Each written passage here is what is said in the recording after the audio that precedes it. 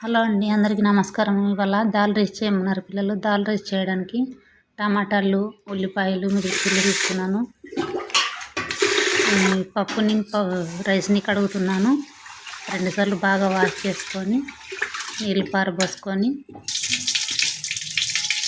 నీట్గా కడిగేసుకోవాలి. కడిగేసుకొని తర్వాత ఇందులోనే ఒక టమాటాలో 4 ముక్కలు చేసుకుంటే సరిపోతుంది.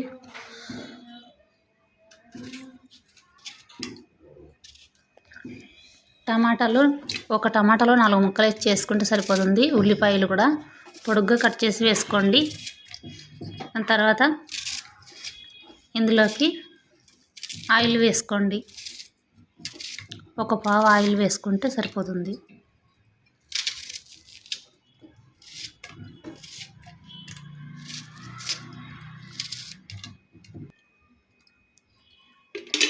ఒక పావు సరిపోతుంది.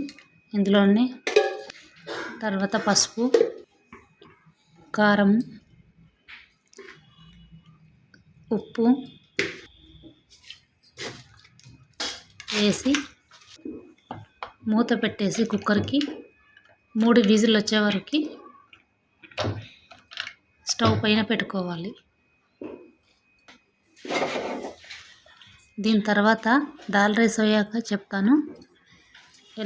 దాల్ రైస్ ఎలా వచ్చిందో తర్వాత చెప్తాను. ఒక నిమ్మకాయ పండు సైజ్ అంతా